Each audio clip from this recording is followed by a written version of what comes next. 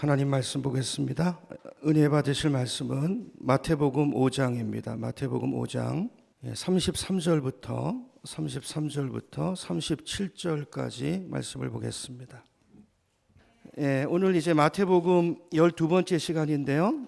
오늘 읽은 본문은 이제 맹세에 관한 규정이죠. 맹세에 대한 예수님의 말씀인데, 예수님께서 사실 맹세 얘기를 하고는 계시지만 사실은 이 말씀을 통해서 하나님 나라를 살아가는 천국 백성의 언어 생활은 어때야 되는가, 합당한 언어 생활에 대해서 말씀하고 계신다라고 생각합니다.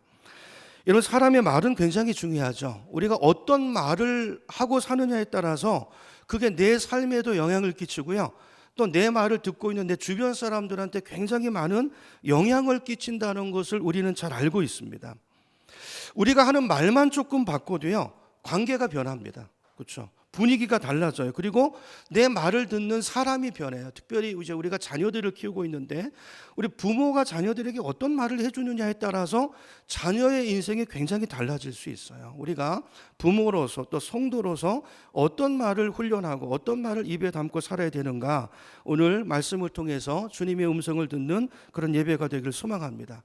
감사합니다, 고맙습니다, 또 나 때문입니다, 뭐 이런 말부터 시작해서 좋은 말의 습관, 언어 습관만 길러도요, 내 인생이 훨씬 달라지고 또 공동체 분위기가 달라진다는 뭐 이런 간증은 차고 넘치죠. 얼마든지 이런 간증들이 있습니다. 근데 요즘 이제 좀 우려스러운 게 뭐냐면 우리나라 젊은이들의 말을 보면요, 여러분 느끼시죠? 젊은 사람들의 말 속에 굉장히 욕이 많아요. 욕. 느끼시나요? 그러니까 어떨 때는 욕이 들어가지 않으면 말이 이어지지 않을 정도로 이렇게 많은 욕을 하는 것을 보게 되는데, 근데요, 이제 실험을 해보니까 사람이 욕을 많이 하고 또 욕을 많이 들어먹고 살게 되면요, 그것이 이제 뇌에 영향을 준다라는 것입니다. 그러니까 욕을 자꾸 들으면 자기도 모르게 긴장감이 생기고 또 공포심과 두려움을 느끼게 되고, 이게 장기적으로 이게 계속 그게 지속이 되면 뇌에 어떤 영향을 미치게 돼서 그 이성적인 뇌의 정상적인 기능에 장애가 온다라는 것이죠. 그래서 실제로 이제 과학자들이 분석을 해보니까 욕을 할 때 나오는 사람의 그 침의 침전물을 조사해 봤더니 그 침전물이요, 욕을 할 때랑 좋은 말을 할 때랑 나오는 분비물이 다르다라는 거예요.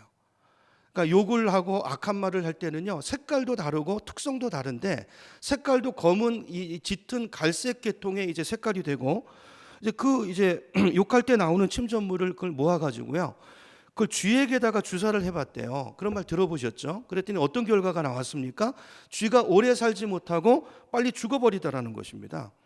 그러니까 이제 과학 채널, 지식 채널에서 하는 얘기니까 뭐 잘못된 근거를 가지고 하는 얘기는 아니겠죠. 근데 뭐 욕만 그럴까요? 뭐 가시돋친 말, 부정적인 말, 이런 말들이 주는 좋지 않은 영향력들이 다 있다라는 것이죠. 자, 그래서 오늘 말씀을 보면 예수님께서 지금 우리에게 다가와 있는 새로운 하나님 나라의 윤리를 말씀하시면서 이제 어느 시점에 가서 말에 대한, 언어 생활에 대한 이야기를 하고 계시는 거예요. 왜 그래요? 너무 중요하니까요. 이 말이, 언어가 우리 생활에 미치는 영향이 너무 크기 때문에 오늘 주님께서 크리스찬은 어떤 말을 입에 담고 살아야 되는가라는 것을 오늘 이 맹세 규례를 통해서 우리에게 말씀하고 있는 것이죠. 여러분, 우리가 예수님을 믿고 나면 뭔가가 좀 달라져야 되겠죠. 우리 생각이 달라져야 되고, 우리가 바라보는 것이 달라져야 되고, 가치관이 달라져야 되고, 인격이 달라져야 되고, 삶이 달라져야 되는데, 그 달라져야 되는 많은 내용들 중에 하나가 뭐냐면 이 말에 대한 것, 언어 생활, 이게 우리 예수 믿는 사람들은 달라져야 되는 줄로 믿습니다. 여러분, 오늘 본문에 보면 이제 이 본문에 나오는 맹세라고 하는 것은 우리가 뭐 사람에 따라 다를 수 있지만 맹세를 많이 하고 사시나요? 뭐 현대인들은 많이 하지 않는 것 같은데, 어쨌든 이 맹세 규정을 통해서 예수님께서 뭘 말씀하려고 하는가를 이제 오늘 본문을 통해서 살펴보면서 오늘 이걸 우리 삶 속에 적용하는 주님의 음성을 듣는 그런 시간이 되기를 소망합니다. 33절부터 이제 우리 성경을 다시 처음부터 보길 원하는데요, 제가 한번 읽어보겠습니다. 33절입니다. 또 옛사람에게 말한 바 헛맹세를 하지 말고, 여기 헛맹세는 거짓 맹세를 말하는 거죠. 지키지도 못할 맹세, 쉽게 하는 이렇게 장담, 이런 것들을 말하는 거죠. 이거 안 된다는 거예요. 왜냐하면 네가 맹세한 것은 반드시 주님께 지켜야 된다. 이게 구약의 율법이라는 거죠. 여러분 이 말씀이 구약에 어디 나와 있습니까? 이 본문에 보면 리을이라고 되어 있는데요. 밑에 가보면 이제 성경 구절에 나오죠. 그러니까 이 말씀이 레위기 19장 12절에도 있고 민수기 30장 2절에도 있고 신명기 23장 21절에도 있는데 우리 한 군데만 좀 찾아보죠. 우리 스크린에 없을 텐데요. 신명기 맨 마지막 거 신명기로 한번 가보겠습니다. 신명기 23장. 자, 어떻게 기록이 되어 있는가? 맹세에 관한 규례가 한번 찾아서 읽어보겠습니다. 23장 21절이죠. 찾으셨나요? 예, 구약성경 신명기 23장 21절부터 눈으로 보세요. 제가 읽겠습니다. 내 하나님 여호와께 서원하거든. 이 서원은 말로 하는 맹세를 말하는 것입니다. 그러니까 맹세죠. 말로 맹세하거든 어떻게 하라고요? 갚기를 더디하지 말래. 내 하나님 여호와께서 반드시 그것을 원문에는 어떻게 되어 있냐면요. 기억하시고 이렇게 되어 있어요. 기억하시고 네가 서원한 것 하나님 내가 이렇게 하겠습니다. 하나님은 들으시고 기억하시고 갚기를 기다리고 계신다는 거예요. 반드시 갚아야 된다는 거예요. 그렇죠? 반드시 그것을 내게 요구하시리니 더디면 그것이 내게 뭐가 된다고요? 죄가 된대요. 근데 22절 그러나 내가 서원하지 아니하였으면 무죄하리라. 그러나 내 입으로 말하는 것은 그대로 실행하도록 유의하라. 맹세해놓고 안 지키면 그 죄가 된다는 것입니다. 그렇죠? 그러니까 이 맹세한 것은 반드시 지켜야 된다는 거죠. 그리고 구약 성경을 보면요. 구약 성경은 전체적으로 이런 서원을 권장하고 있어요. 하나님 앞에서 나 이거 하겠습니다. 우리도 그런 기도 하잖아요. 서원 기도하고 또 어떤 헌금에 대해서도 서원하기도 하고. 근데 이거를 구약 성경은 권장하고 있어요. 왜 권장할까요? 이런 서원 이행을 통해서 하나님을 경험하게 되기 때문이에요. 자, 이런 걸 통해서 이걸 지키기만 하면 그것이 우리 신앙의 유익이 되고 하나님의 체험을 통해서 우리 믿음이 자랄 수 있기 때문이죠. 그래서 이걸 권장하고 있어요. 자, 그런데 오늘 본문으로 가서 자, 구약은 권장하는데 예수님은 뭐라고 말씀하시죠? 34절 가보세요. 나는 너희에게 이르노니 도무지 맹세하지 말지니. 그래. 맹세하지 말라는 거예요. 하늘로도 하지 말고 35절 땅으로도 하지 말고 36절 내 머리로도 하지 말고 쭉 얘기를 하면서 37절 맨 마지막에 가보니까 결론적으로 뭐라고 말씀하냐면 오직 너희 말은 옳으면 옳다라고 말하고 아니면 아니다라고 말하라는 거예요. 맹세하지 말고 그 사실만 말하라는 거예요. 이보다 지나치는 것은 악에서 나오는 것이다 그랬어요. 여러분 예수님께서 왜 이렇게 말씀하시는 걸까요? 구약에서는 헛맹세를 경계한 것이지 맹세 자체를 경계한 것은 아니거든요. 근데 예수님께서는 도무지 맹세하지 말라 그래서 이유가 뭘까요? 여러분 이 말씀을 이해하려면 그 당시 시대적인 배경을 좀 우리가 이해할 필요가 있는데요. 여러분 원래 이스라엘 백성들은 언약 백성이죠. 언약 백성. 출애굽기 19장 20장을 보면 이제 모세를 통해서 애굽에서 종살이하던 이스라엘 백성들을 하나님이 구원하시고 건져내시고 어디로 데리고 가시죠? 시내산으로 데리고 가세요. 시내산에서 뭐 하시죠? 이스라엘 백성들과 언약을 체결하십니다. 언약. 그 언약 내용이 뭐죠? 자, 이제까지 애굽에서 종살이하고 우상 숭배하던 이스라엘 백성들이 이제부터는 누구를 섬긴다고요? 하나님만을 섬기겠습니다. 하나님이 나의 왕이시고 하나님이 우리 주인이심을 고백합니다. 이렇게 약속하는 거예요. 그리고 하나님은 그런 이스라엘 백성들을 향해서 어떤 약속을 하시냐면 우리 한 번 더 찾아보죠. 우리 출애굽기 19장으로 한번 가보겠습니다. 자, 20장부터 이제 십계명이 나오고 언약 체결의 내용들이 나오는데 그 앞에 19장 5절 6절을 보죠. 19장 5절 6절. 근데 보면 이제 하나님이 약속하시는 내용이 나와요. 자, 어떤 약속을 하시는가? 제가 읽어봅니다. 이제 너희가 정말로 나의 말을 듣고 내가 세워준 무엇을 지키면 언약을 지키면 약속을 지키면 너희는 모든 민족 가운데서 나의 보물이 될 것이다. 제가 세 번역으로 읽고 있는 것입니다. 비교해서 들으세요. 나의 보물이 될 것이다. 가장 나의 소중한 내 소유가 될 것이다. 그 말이에요. 온 세상이 다 나의 것인데 그러므로 너희는 그 중에서 내가 선택한 보물 같은 내 소유, 내 백성이 될 것이고 6절 너희의 나라는 나를 섬기는 제사장 나라가 되고 너희는 거룩한 민족이 될 것이다.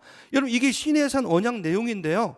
한마디로 말하면 복의 통로로 삼으시겠다는 거예요. 너희를 복을 줘서 복덩어리로 만들어서 너희를 통해서 이 땅에 복이 흘러가는 복의 통로로 너희를 삼겠다는 언약인 것입니다.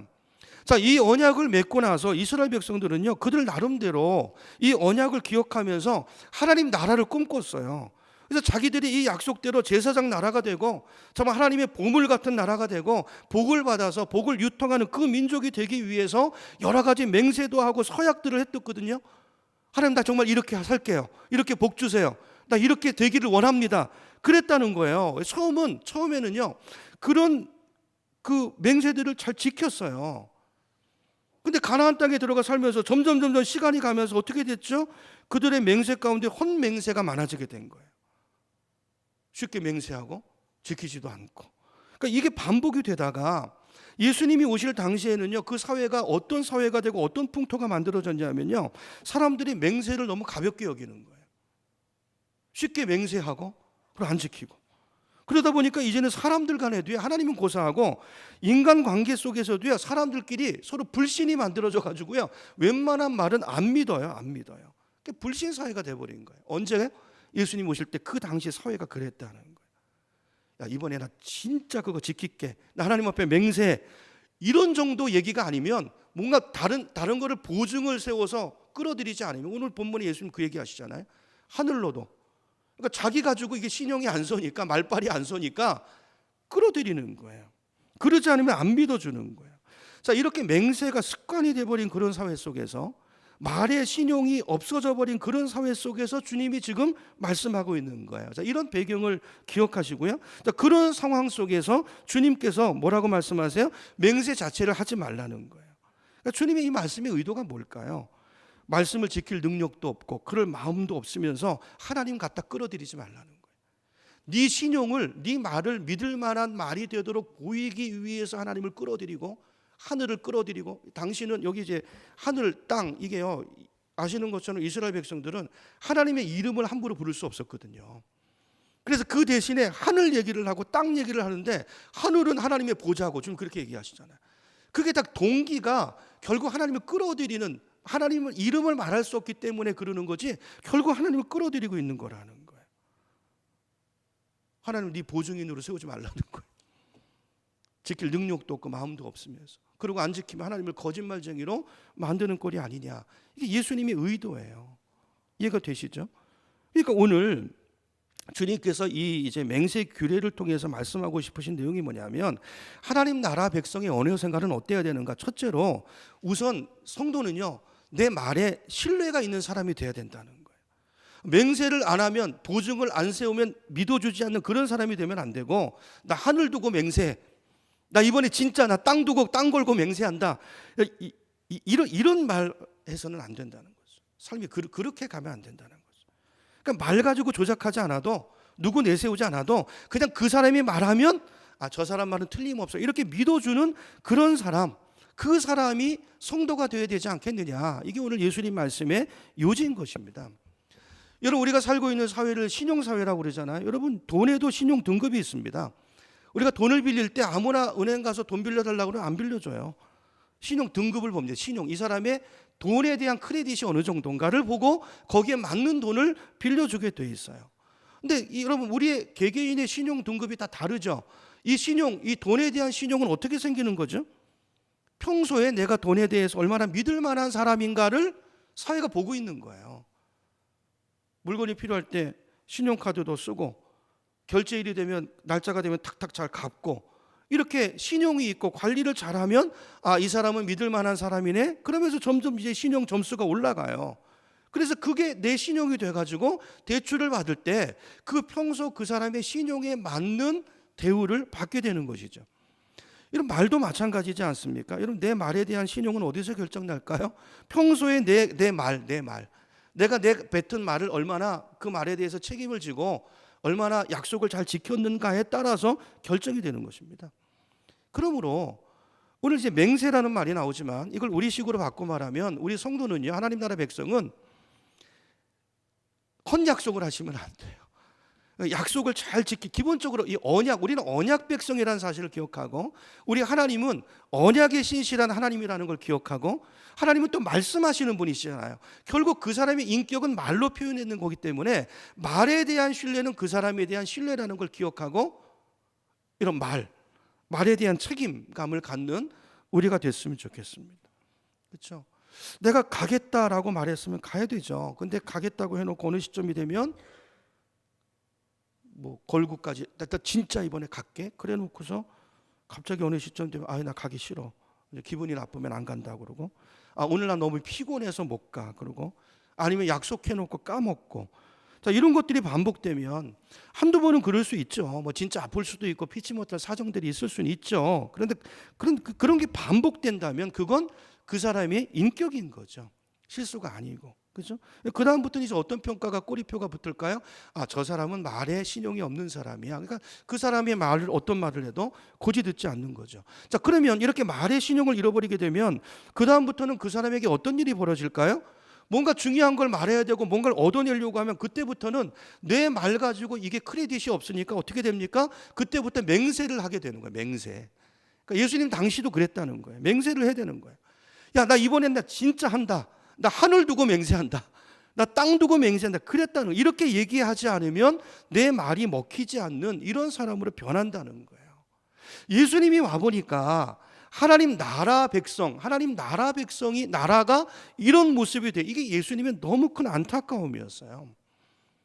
이래서는 안 된다는 거죠. 내 말에 신용이 없으니까 내 말을 믿게 하기 위해서 포장하기 위해서 어떤 다른 걸 끌어들이고 하나님을 보증 세우고 이런 하늘의 맹세코 내가 지킨다 이거 하나님을 보증인으로 끌어들이는 거 아니면 뭡니까? 그렇죠?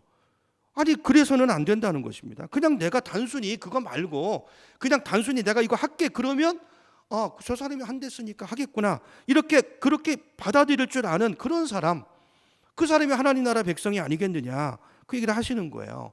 여러분 저와 여러분은 이런 사람이 돼야 되는데 자 그러려면 첫 번째가 뭐라고요? 약속. 그죠? 약속을 우리가 중요하게 여겨야 된다. 작은 거라도 그걸 사소하게 여기지 않고 그 내 말에 대한 그래야 우리가 복음을 전할 수 있어요. 그렇죠? 복음을 전할 수 있다고요. 내 말에 신뢰가 없는데 결국 복음도 말로 전하는 건데 물론 우리 삶으로 보여줘야 되고 삶이 뒷받침돼야 되지만 그렇죠? 우리 말에 신뢰를 잃어버리면 전할 수 없죠. 이게 말의 신용관리 첫 번째고 두 번째는요. 말을 많이 하는 것 이것도 전 별로 안 좋은 것 같아요. 왜냐하면 사람은 말을 많이 하잖아요. 그럼 자연적으로 말이 많으니까 실수도 많아지겠죠. 그러니까 하지 않아도 될 쓸데없는 말도 그 많은 말 가운데 자연스럽게 많이 나가게 될 것이고 자기 의도와도 다르게 자꾸 어떤 나쁜 말이 나갈 수도 있고 하여튼 말이 많으면요. 문제도 많고 실수도 많아지게 돼 있는 것 같아요. 물론 이제 말이 아주 없는 것도 썩 좋은 건 아니죠. 우리 크리스천은 이게 균형이 중요합니다. 균형. 말할 땐 말해야 되죠. 진리를 말해 무조건 입 닫고 있는 게 중요한 게 아니고 근데 중요한 것은 근데 이제 굳이 하나를 택해야 된다고 말한다면 말이 너무 많은 것보다는 차라리 말이 없는 것이 낫다라는 생각은 들어요. 왜냐하면 이제 말이 많으면 문제도 생기기 쉽기 때문에 그렇다라는 것이죠. 그러니까 실수 그 자체가 문제라기보다는 우리 크리스천의 크레딧이 깎여지고 그렇게 되면 그 하나님의 영광을 가릴 수 있고 복음을 전하는데 장애가 되기 때문에 그렇다라는 거예요. 그렇죠? 그러니까 가능하면 말을 적게 해야 된다. 자, 그렇게 본다면 저 같은 사람은 굉장히 위험한 사람이죠. 왜냐하면 말할 일이 많기 때문에. 그렇죠? 근데 저는 이제 저를 생각해 보면 저는 태생 자체는 이제 말을 잘하는 사람이 아니에요. 그러니까 저는 말을 하려면 이제 말을 좀 준비해서 해야 되는 그런 사람인데 그러니까 어떤 사람 그런 분들이 있잖아요. 즉흥적으로 말을 해도 굉장히 조리 있게 말을 굉장히 잘하는 분들이 있는데 저는 뭐 그런 말의 능력이 있는 사람은 아니고 그래서 저는 이제 원래는요. 목회자가 되기 전에 말이 진짜 없는 사람이에요. 어디 가면 거의 말을 안 하는 편이거든요. 그래서 제가 옛날에 별명이 뭐였냐면 별명이 꼬다놓은 보리자루였어요. 꼬다는 보리자루 아십니까? 존재감이 없는. 그래서 어디 갖다 딱 세워놓으면 그냥 끝날 때까지 거기 있는. 그래서 어떨 때는요, 제가 어느 정도 말이 없었냐면 그 어떤 모임에서 한 2시간 모임하고 갈 때도 한 몇 마디 말을 듣기가 힘들 정도로 말이 없었어요. 참 그렇게 말이 없는 저를 이제 하나님 목회자로 부른 게 참 어떨 땐 제가 굉장히 신기하기도 하고 하나님 왜 나를 목회자로 부르셨을까? 처음에 이제 콜링 받았을 때는 그래서 목회 길을 안 갔었죠. 나중에 결국 다시 이제 제 콜링을 받아서 이제 목회 길을 걷게 됐는데 어쨌든 지금 제 위치는 말을 많이 해야 되는 사람으로 바뀌었어요. 위치가 말을 할 수밖에 없는 그런 자리에 있죠. 그러다 보니까 때로는 무리하게 이제 말을 많이 해야 되는 경우들도 있어요. 그렇죠? 그러다 보면 당연히 말에 대한 실수가 있을까요, 없을까요? 많아질 수가 있겠죠. 자, 그래서 많은 목회자들이 다 비슷한데요. 어떤 모임에 가든지 어떤 모임을 인도하든지 항상 우리가 기도하는 게 뭐냐면 말에 대한 기도예요. 하나님, 오늘 말에 대해 실수가 없게 해주세요. 하지 않아도 될 말, 그런 말들, 말수를 좀 줄이게 해주시고, 가능하면 믿음의 말을 하고 축복의 말을 하고 긍정의 말을 하고 소망의 말을 할 수 있게 해주세요. 이렇게 기도하고 사람도 만나고 모임에도 가고 그래요. 우리에게 이런 자세가 필요하지 않을까 생각이 들어요. 왜냐하면 우리가 이 말에 대한 조심성이 없으면 자기도 모르는 사이에 본의 아니게 말에 대해서 실수하게 되고, 그것이 내 말에 대한 신뢰를 깎아먹을 수 있기 때문이죠. 그렇죠? 그래서 우리 성도는 말의 중요성을 기억하고 말을 너무 하지도 않고 또 적절하게 꼭 필요한 말인가 아닌가를 먼저 생각해보고 말할 수 있는 그런 습관을 들이는 우리가 됐으면 좋겠습니다. 그러니까 세 번째는요, 저 사람 못 믿을 사람이야 이렇게 생각하게 만들고 내 말에 대한 크레딧을 깎아먹게 만드는 이 세 번째는요, 남의 말을 하는 것입니다. 여러분, 남의 말을 많이 하는 거. 이거는 우리 성도들에게 특별히 굉장히 저는 귀담아 들어야 될 말이라고 생각이 돼요. 여러분, 우리 주변에 보면 그런 사람들이 있잖아요. 성경 공부할 때도 보면 자기 얘기를 나눠야 되죠. 자기 삶을 나눠야 되는데 자기 얘기는 안 하고 꼭 남편 얘기하고 자식 얘기하고 딴 사람 얘기하고 늘 남의 말을 물어와서 얘기하는 사람들이 있어요. 여러분, 이건 또 습관이거든요. 이거 굉장히 위험한 것입니다. 여러분, 남 얘기 재미있다고 생각하고 거기 같이 입쏟고, 여러분 절대 그러지 않기를 바랍니다. 여러분, 남 얘기 많이 하는 거 이거 절대로 좋은 사람 아니에요. 여러분, 이게 왜 그러냐면요, 당장 그 순간 다른 사람 이야기하면 재미있기도 하고 그렇죠. 근데 그런 사람은요, 반드시 내 얘기도 다른 곳에 가면 다른 사람에게 하게 돼 있어요. 조심해야 되고요. 우리가 그런 말, 남의 말 하지 않는 사람이 되기를 힘써야 되고, 또 남의 말 하는 사람 옆에서 말을 그렇게 섞고 같이 그 자리를 즐기는, 그러지 않는 우리가 됐으면 좋겠습니다. 자, 이런 사람을 우리가 영어로 매니플레이트라고 말합니다. 매니플레이트. 이런 유의 사람을. 이게 무슨 뜻이냐면요, 사람을 조작하고 조정한다는 뜻이에요. 그럼 왜 남의 얘기를 할까요? 자꾸 왜 그런 험담을 늘어놓을까요? 거기는 동기가 있다, 이유가 있다는 것입니다. 잠언 18장 8절에 보면 제가 한번 읽어볼게요. 잠언 18장 8절입니다. 남의 말하기를 좋아하는 자의 말은 뭐와 같다고요? 별식과 같아서 뱃속 깊은 데로 내려간다 그래서 여기 별식이란 말이 나오는데요. 별식이 뭐죠? 뭔가 특별해 보이고 맛있어 보이는 음식을 말하는 거예요. 그러니까 보함직하고 먹음직스러운. 그러니까 보함직하니까 재밌어 보이니까 별식 같으니까 덥석 물죠. 자, 그러면 어떻게 된다고요? 뱃속 깊은 데로 내려간대요. 여기 뱃속 깊은 데로 내려간다는 말의 의미가 뭘까요? 그러니까 두 가지 정도로 주석가들이 해석을 해놨던데요. 첫 번째는 이런 뜻이래요. 습관이 되면 빠져나오기 힘들다는 거예요. 깊이 내려간다는 말, 그런 의미예요. 두 번째는요, 그 습관이 되면 그것이 내 존재와 인격에 반드시 나쁜 영향을 미치게 돼 있다는 거예요. 여러분, 이 말씀 우리가 기억했으면 좋겠습니다. 이런 남의 말을 하는 것은 나도 모르게 그것이 습관이 되면 그것이 내 인격을 만들어간다는 걸 명심하고, 여러분, 이건 마귀의 인격이죠. 우리가 하나님의 성품을 닮아가야지 마귀의 성품을 닮아가면 안 되지 않겠습니까? 뭔가 얘기하면서 남의 얘기를 슬쩍 던지고 뭔가 틈을 보고 조정하려고 하고 말을 조작하고, 이건 정말 하나님이 기뻐하시지 않는 언어 습관이라는 것이죠. 기억하시고, 우리가 정말로 남의 말, 그 좋은 칭찬을 할 수 있지만 그 사람 없는 데서 그 사람 얘기를 하면 확인할 방법도 없고요. 그러니까 그런 이야기는 하지 않을 수 있는 우리가 됐으면 좋겠습니다. 말의 인격, 신용을 쌓는 방법, 세 가지를 말씀드렸어요. 첫째는 약속에 대한 말씀을 드렸고요. 그렇죠? 내가 한 말은 책임지는 사람이 돼야 된다. 두 번째는 가급적 필요한 말 말고 말을 좀 적게 줄이는 게 좋고, 세 번째는 남의 말은 굉장히 조심스럽게, 칭찬이 아니면 그 사람 없는 데서 절대로 험담은 하지 않는다. 이걸 우리 원칙으로 세우고 이런 말의 습관을 지켜가는 우리가 되기를 소망합니다.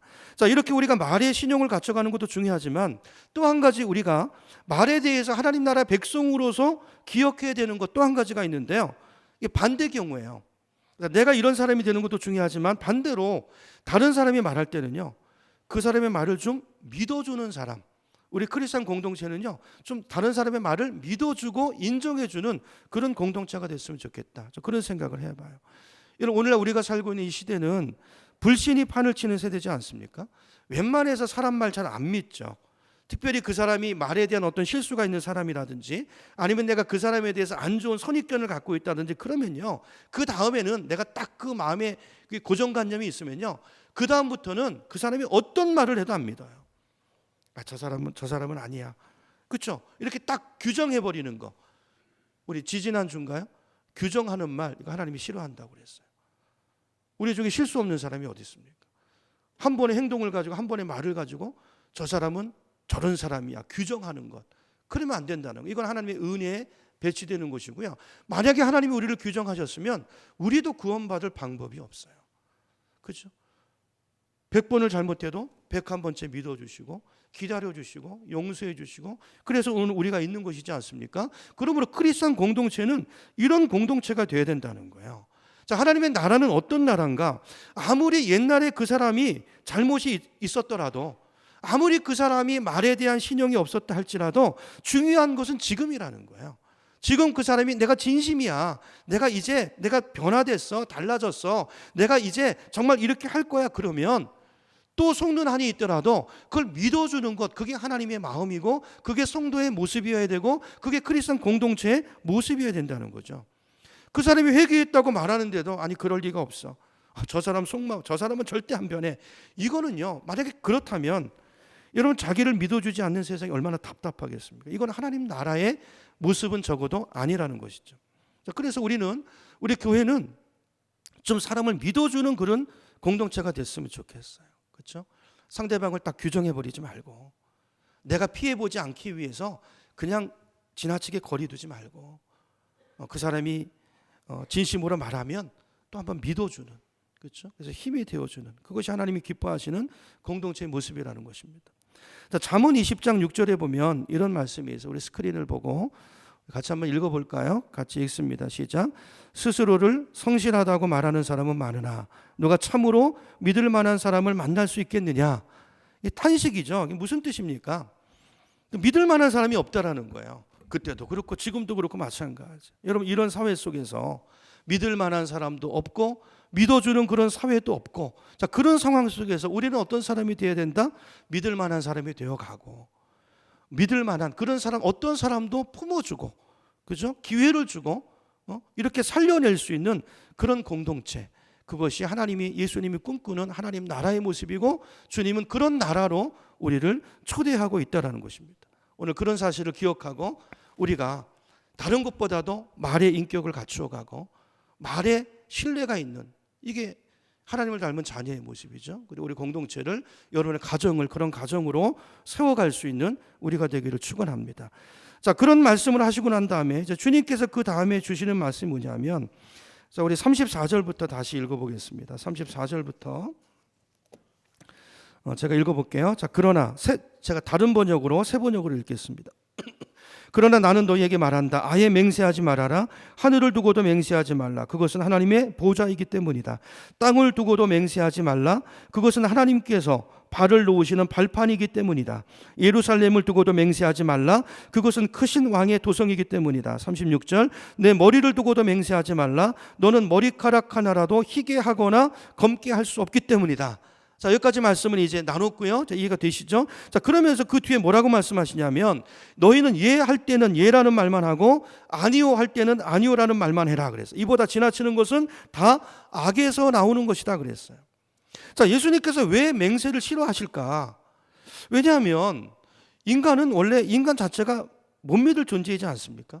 우리가 죄성이고 죄인이고 약하고, 이런 사람이 하는 말, 우리 존재 자체가 믿을 만한 존재가 아닌데 믿을 만하지 못한 사람이 하는 말을 믿을 수 있나요? 믿을 수 없죠. 이제 그 얘기예요.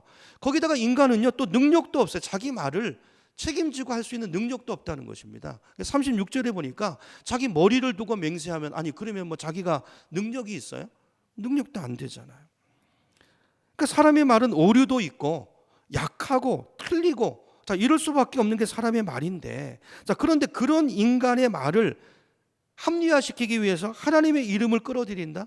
하나님의 이름을 두고 맹세한다? 이거 안 된다는 거예요. 그렇죠? 아까도 말씀드렸지만 믿을 수 없고 오류가 있을 수밖에 없는 우리 말을 하나님 이름으로 맹세하는 거는 누가 보증하게 만드는 거예요? 하나님을 보증하도록 만드는 거니까. 내 연약함을, 내 실수를, 부족함을 그걸 커버하기 위해서 하나님을 끌어들이는 행위가 되니까, 그렇죠?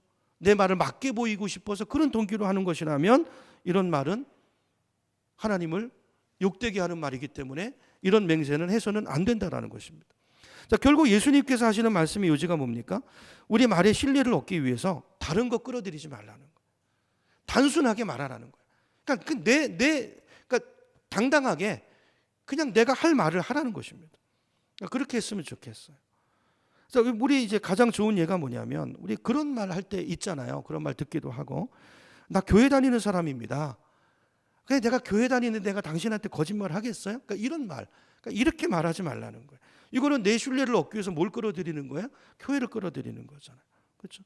나 하나님 믿는 사람이에요. 나 교회 다녀요. 이런 얘기는 얼마든지 할 수 있어요. 근데 그런 얘기를 내 신뢰를 강화시키기 위한 목적으로, 그런 수단으로는 사용하지 말라는 거예요. 그렇죠? 이거 우리 기억했으면 좋겠어. 우리도 습관 중에 그렇게 할 때 있잖아요. 그러지 말라는 것입니다. 또 이제 우리가 권위자 이름을 파는 경우들도 있죠. 예를 들면 우리 사회에서도 보면 뭐 대통령 비서실장 이름 팔아가지고 얼마나 나쁜 짓 많이 하는 사람들이 있습니까? 그 매스컴에 나올 때 있잖아요. 여러분 교회에서도 뭐 예를 들면 목회자 이름을 여러분 끌어들이지 마시기 바랍니다. 가끔 이제 보면 이제 그런 말 들을 때가 있어요. 저는 하지도 않았는데 목사님이 이렇게 말했어. 그러면서 목회자 이름을 파는 거 끌어들이는 거죠. 왜 그럴까요? 왜 그럴까? 그 목회자 이름을 통해서 자기가 하고 싶은 말을 하는 거예요. 그러면서 뭔가 거기에 대해서 좀 두려움도 있고 수치심도 있으니까 목사가 마치 그런 얘기를 한 것처럼. 근데 이게요, 굉장히 엉뚱한 결과를 낳을 수 있어요. 그럼 왜 그럴까요? 우리가 말하면서 왜 내 이름으로 당당하게 말하지 못하고, 왜 다른 사람의 이름을 끌어들이고, 왜 교회 이름을 끌어들이고, 왜 다른 거를 끌어들이면서 이야기하는 것일까요? 왜 다른 사람의 이름을, 특별히 권위자 이름을 파는 것일까요? 이런 우리가 이 시간 좀 생각해 봤으면 좋겠어요. 혹시 내 모습 속에서 이런 모습들이 있다면 그게 어쩌면 내 열등감이나 어떤 두려움이나 수치감 때문에 그럴 수 있다는 것을 이런 한 번쯤은 생각하고 넘어가셔야 돼요. 여러분, 열등감이 심한 사람은요, 권위자의 이름을 대고 싶은 유혹이 있어요. 그러지 않습니까? 내 이름으로 말빨이 안 먹히기 때문에 누가 이렇게 말했어. 그러면서 자기 생각을 말하는 거예요. 이게 하나님 볼 때는 거짓말이죠. 그분이 말한 거 아니잖아요, 일단은. 그렇죠? 그러니까 자기 있는 모습 그대로 이야기하는 습관을 갖는 거 굉장히 중요해요. 그렇죠? 권위자와 친하다는 거, 친하지도 않은데 잘 아는 것처럼 그렇게 슬쩍 얘기하면서 말을 던지는, 그렇죠? 이것도 같은 경우에 해당되는 것이죠. 만약에 우리 모습 속에, 우리 언어 속에 이런 습관들이 있다라고 생각이 들면 이건 고쳐야 됩니다. 왜냐하면 이게 이제 내 인격을 말하는 것이기 때문에 그래요. 거짓말하는 것과 똑같은 거예요. 이런 성경에서 거짓말하지 말라고 말하는 것은 그게 거짓말을 듣는 다른 사람에게도 피해가 가지만 일체적으로는요, 그게 내 인격에 피해가 오기 때문에. 그래서 하지 말라고, 우리의 유익을 위해서 주님이 말씀하신다는 걸 기억하시고, 이거는 우리가 싸워서 이기셔야 돼요. 그러니까 이걸 이기는 방법은 근데 제가 볼 때는 한 가지밖에 없어요. 내가 그런 부분에 열등감이 있다는 걸 인정하는 거예요. 누구 앞에서요? 하나님 앞에 인정하고, 하나님 나에게 이런 열등감이 있습니다. 이런 두려움이 있고 이런 수치심이 있습니다. 그걸 주님 앞에 내놓으시고요. 주님, 나를 치료해 달라고 하나님 앞에 내 문제를 맡기시는 거예요. 그리고 그 하나님을 의지하고 정정당당하게 내 이름으로 이야기하는 것입니다. 여러분, 예수님을 영접한 우리는 더 이상 열등감이나 두려움에 시달릴 필요가 없어요. 하나님 우리를 존귀하게 여기신다니까요. 그러니까 내 이름으로, 예수님의 이름으로 나아가는 것입니다. 내 존재 자체가, 이제 우리 주일 오후에 그런 강의들을 하겠지만, 여러분, 하나님이 우리를 받으셨어요. 있는 모습 그대로. 하나님이 나를 받으셨는데 뭐 우리 사람 앞에서 두려워할 필요가 있겠습니까? 그러니까 내 모습이 있는 대로 솔직하게 오픈하는, 여러분, 이것도 습관이에요. 옛날의 습관에 내가 그렇게 매여 있는 거예요. 우리 지난주에 그런 말씀 했잖아요. 이렇게 내 입술을 죄에게 내주시면 안 됩니다. 근데 그 생각을 하셔야 돼요. 하나님이 안 싫어하는 거니까, 그런 나는 옛날에 죽었어. 권위자 이름을 팔고 다른 거를 끌어들이고 이런 두려움, 열등감에 빠져있던 최시영은 죽었어요. 이제 그 옛사람은 죽었고, 이제는 나는 그리스도 안에서 새로운 나예요. 새로운 나. 그러므로 나의 입술을 하나님께 의의 병기로 들이시기 바랍니다. 이 결단이야. 이 습관이 그래서 중요해요. 이게 훈련입니다. 훈련. 우리 이제 주일마다 계속해서 삶 공부 훈련을 해나갈 텐데, 그중에 이제 말의 훈련도 할 거예요. 있어요. 굉장히 중요한 것이죠. 그죠? 피하지 마시고 절대 피하시면요 치료되지 않습니다. 직면하셔야 돼요. 그러니까 내 어떤 상처, 열등감을 인정하고 주님 앞에 내어놓을 때 치료되는 것입니다. 자, 이렇게 이제 지금까지 이제 맹세하지 말라는 말씀을 살펴봤는데, 결국 궁극적인 해법은 뭐냐면, 자, 말은 인격이기 때문에 좋은 말의 습관을 들이는 것이 중요한데, 자, 이걸 위해서 나쁜 습관은 버리고 들이지 말고, 그죠? 나는 죽었다. 그런 말을 하는 나는 죽었다. 내 입술을 그렇게 들이지 말고 좋은 말의 습관, 하나님이 기뻐하시는 말의 습관을 들이고 그런 말을 하기 위해서 노력하는 게 중요한 것이죠. 말의 훈련입니다. 자, 그러면 우리가 어떤 말을 해야 되는가? 여러분, 이제 말에는 이제 힘이 있다는 걸 우리가 기억할 필요가 있어요. 여러분, 말에 힘이 있다는 걸 여러분 기억하시죠? 하나님의 말씀의 능력이 있잖아요. 말씀으로 천지를 창조하셨고 우리가 하나님의 형상으로 지어졌기 때문에 우리 말에도 힘이 있습니다. 힘이 있어요. 어떤 힘이 있을까요? 여러 힘이 있지만 한 가지 말씀드리면 우리 인생을 바꾸어 놓을 수 있는 파워가 있어요. 여러분, 그 사람의 말의 습관은요, 그 사람의 인생을 망쳐 놓을 수도 있고 그 사람의 인생을 살릴 수도 있습니다. 말의 습관이 중요해요. 말대로 된다는 말이 있잖아요. 믿음의 말을 하면 주님께서 그 말을 들으시고 내 믿음대로 되게 해주신다는 거예요. 그러니까 내 믿음이 말로 표현되는 것입니다. 마음으로 믿어 의에 이르고 입으로 시인하여 구원에 이르느니라. 말이 얼마나 중요한가를 성경은 곳곳에서 말씀하고 있어요. 잠언 18장을 한번 보겠습니다. 잠언 18장 20절 21절 제가 읽습니다. 사람은 입에서 나오는 열매로 말미암아 배부르게 되나니. 뭘로요? 입에서 나오는 열매, 말이죠. 말로 배부르게 되고, 자, 말이 어떻게 배부르게 할까? 이게 말에 이렇게 능력이 있다는 말이에요. 곧 그의 입술에서 나는 것으로 말미암아 만족하게 되느니라. 참 놀랍습니다. 말의 능력이. 이런 긍정의 말, 소망의 말을 하고 사시기를 축원합니다. 자, 그래서 말대로 내 인생이 되고 평강이 온다는 거예요. 근데 21절은 반대 얘기를 하죠. 자, 죽고 사는 것이 혀의 힘에 달렸나니, 이건 나쁜 쪽의 말을 얘기하는 거예요. 혀를 쓰기 좋아하는 자는 혀의 열매를 먹으리라. 자, 이 말은 혀로 나쁜 소리 하고 부정적인 말을 하고 그러는 사람은 결국 그 열매를 누가 먼저 먹어요? 자기가 먼저 먹는다는 거예요. 그 말을 듣는 사람도 망하게 하지만 자기가 먼저 망한다는 거예요.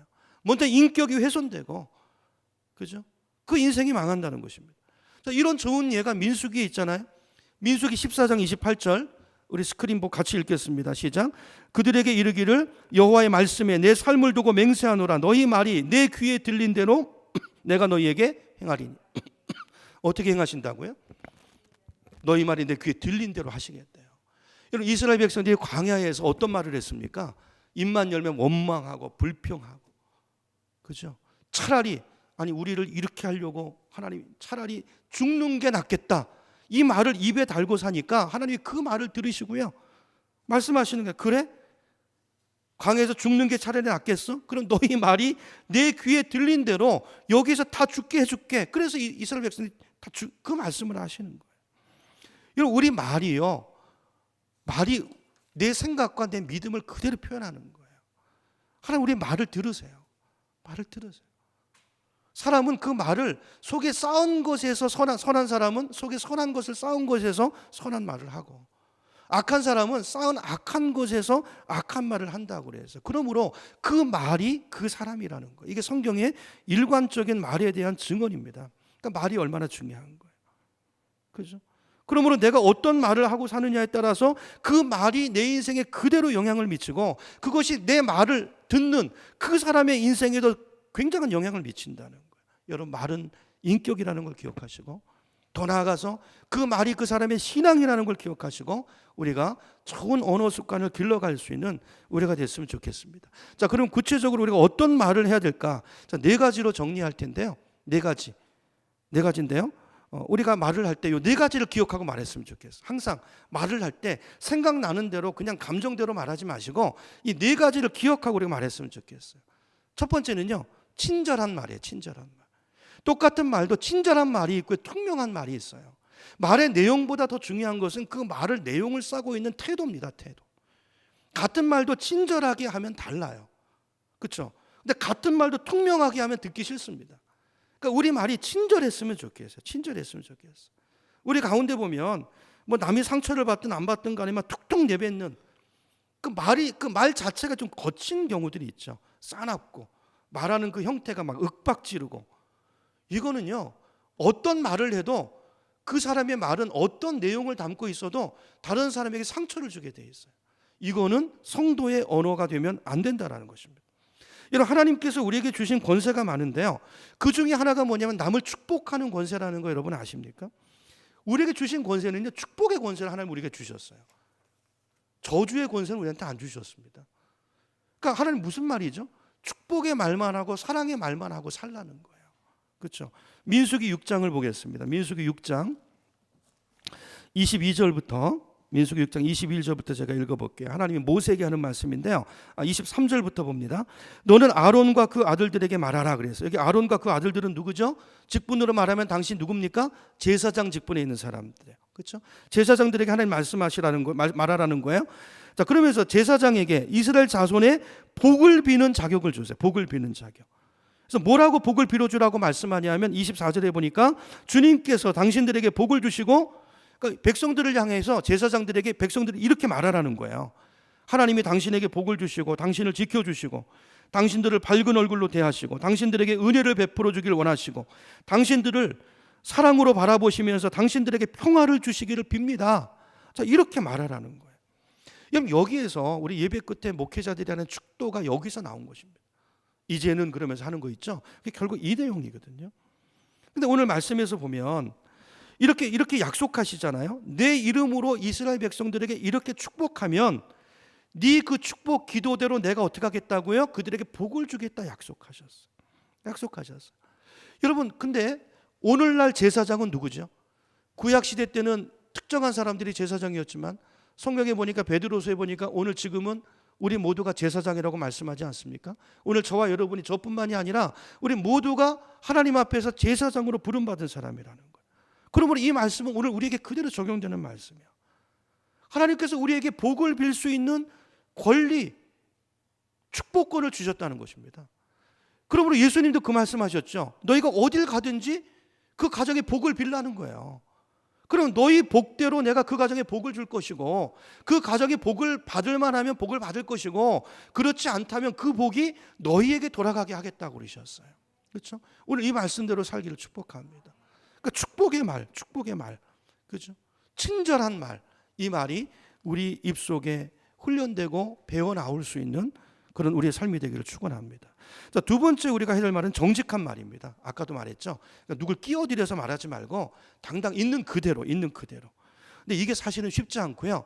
사실 두려워요. 많은 사람들이 두렵기 때문에 열등감 때문에 그렇게 못하는 경우들이 많은데, 자, 이거 고치지 않으면요, 이게 결국 우리 신앙과 관련된 거예요. 이거 꼭 아까 말씀드린 것처럼 직면하시고 하나님 앞에 내어놓으시고 치료받으시고 고치시기를 축원합니다. 그러니까 정직한 말의 반대말은 거짓말이겠죠. 잠언 19장 9절을 보면 거짓말에 대해서 이렇게 말합니다. 거짓 증인은 벌을 면하지 못할 것이요. 하나님 굉장히 싫어하세요. 거짓말을 뱉는 자는 어떻게 된다고요? 망할 것이다 그래서 망할 것이다. 분명하게 말씀해요. 여러분, 우리 크리스찬이라면 뭐 대놓고 거짓말하는 사람은 없겠죠. 자, 이런 말씀을 보면서도 그러진 않지 않겠습니까? 대부분 그럼에도 불구하고 자, 우리가 거짓말하면서 살 때가 많은데, 자, 어떤 경우에 우리가 거짓말을 하냐면요, 남의 말을 옮길 때예요.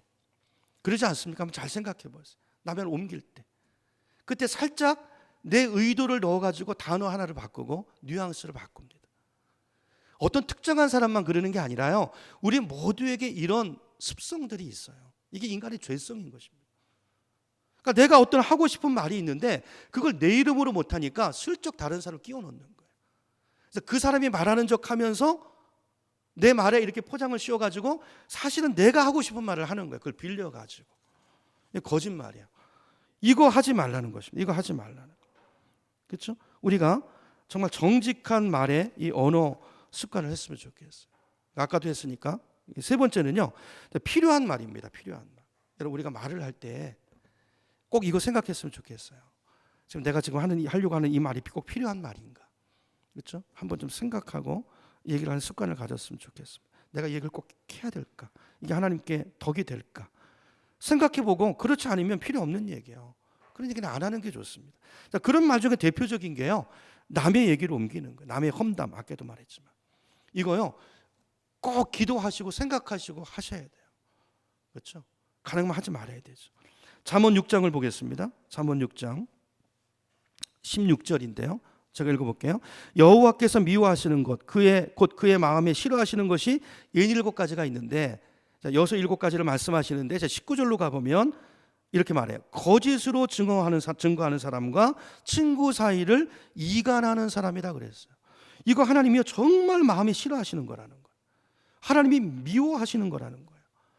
여러분, 저와 여러분 하나님의 미움받는 사람이 되면 안 되겠죠. 그렇죠? 하나님이 보시기에 기쁜 사람, 그렇죠? 그런 언어 습관을 가진 사람들이 되기를 간절히 소망합니다. 하나님이요, 우리의 말을 들으세요. 말을 다 들으세요. 말을 들으시고, 야, 저 사람은 아무개 집사는 정말 내가 복을 주고 싶은 사람이다. 그런 마음에 드는 그런 언어 습관인 우리가 되기를 축복합니다. 하나님이 들으실 때 정말 쟤는 왜 이렇게 내가 미워하는, 그렇게 싫어하는, 그렇게 거짓말, 그 말 속에 뭐 그렇게 거짓말이 있고 말만 하면 그렇게 이간하는 말을 하고, 이거는 정말 하나님이 싫어하는 이런 모습들은 우리가 고쳐나가는 우리가 되기를 간절히 소망합니다. 자, 마지막 네 번째는 이제 세워주는 말이에요. 세워주는 말. 네 가지 말씀드렸죠. 처음에 뭐였죠? 친절한 말. 두 번째 뭐였죠? 정직한 말. 그죠? 세 번째는 필요한 말. 네 번째는 네 번째 이제 칭찬을 많이 하는 사람 됐으면 좋겠어요. 잠언 27장 21절 제가 읽어봅니다. 도가니로는 은을, 풀무로는 금을, 칭찬으로는 사람을 단련하느니라 그랬어요. 단련한다고 되어 있는데요. 원어 뜻은, 원어에는 아무 말도 없어요. 그냥 이렇게 되어 있어요. 도가니로는 은을, 풀무로는 금을, 칭찬으로는 사람을. 어떤 말이 들어가면 더 좋을까요? 단련한다는 말도 좋지만 제가 볼 때는 만든다라는 말이 더 적합한 것 같아요. 그러니까 은은 도가니로 만들고요, 금은 풀무로 만들고 사람은 칭찬으로 만든다, 그 뜻이에요. 주석에 보니까 그렇게 되어 있다고. 여러분, 이거 정말 우리 실감나지 않습니까? 여러분, 자녀들도요 칭찬으로 만들어져요. 정말 책망으로 만들어지지 않는 것 같아요. 적당한 칭찬과 책망의 균형은 필요한 것이지만 격려해주고 칭찬해주고 기대해주고 그러면요, 그런 사람이 돼가요. 이걸 가리켜서 우리가 이 피로말리온 효과라고 그러잖아요. 오늘 이제 주보에도 칼럼에도 기록해놨지만, 여러분, 우리 마음, 부모의 말이 얼마나 중요한가 우리 다시 한번 기억하는 아침이 됐으면 좋겠어요. 이 피그말리온 효과라는 게 있는데 여러분 아시죠? 저는 이 효과를 굉장히 이제 많이 봤던 사람인데요. 칭찬해주고 기대해주면 그런 사람이 된다는 거예요. 저는 이제 원래 이제 전에도 말씀드렸지만 열등감도 굉장히 많았고요, 자존감도 굉장히 없었던 사람이에요. 근데 인생의 중요한 때마다 저를 칭찬해 주시고 기대해 주시는 좋은 선생님들을 만났어요. 초등학교 때도 있었고요. 참 이상해. 이게 하나님의 은혜라고 생각해요, 저는. 중학교 때 전에 우리 교장 선생님 말씀드렸었죠. 가출하고 왔을 때 그 선생님의 기도와 그 따뜻한 사랑. 근데 놀라운 것은요, 그때 중학교에 있었는데요, 그 선생님이 제가 고등학교 올라갔을 때 독일어 선생님으로 오셨어요. 좀 놀랍지 않습니까? 제 인생이 진짜 이게 하나님의 은혜였어요, 은혜. 그 선생님의 사랑 때문에 제가 공부도 하고 부정적인 시각들이 바뀌고 이렇게 변화됐던 기억이 있어요. 또 고등학교 때 국어 선생님이 있었는데요, 이 국어 선생님, 하여튼 이 선생님도 이상하게 저를 보면 이렇게 칭찬해 주시고 이뻐해 주시고 기대해 주시고 그랬어요. 그때는 제가 이제 한참 이제 방황하고 그럴 때라 가출도 하고, 그래서 뭐 학교 성적이 형편없었겠죠. 자, 그랬을 때인데 그 국어 선생님도 저를 부르시더니 이렇게 저를 이렇게 쓰다듬으시면서 그런 얘기를 하시는 거예요. 야, 내가 볼 때 시영아, 너는 가능성이 굉장히 많고 내가 볼 때 너는 머리도 좋다. 근데 조금만 공부를 하면 너는 금방 성적이 올라갈 것 같다. 이 얘기를요 계속 반복해서 해주셨어요.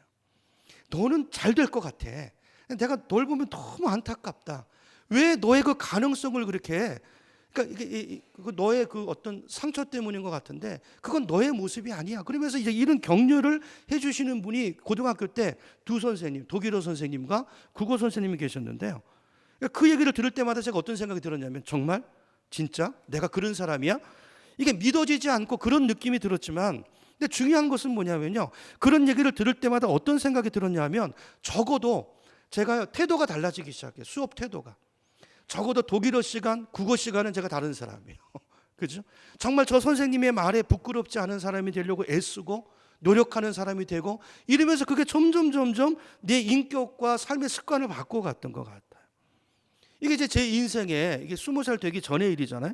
그게 제 인생의 가치관에 굉장히 많은 영향을 끼쳤다고 생각해요.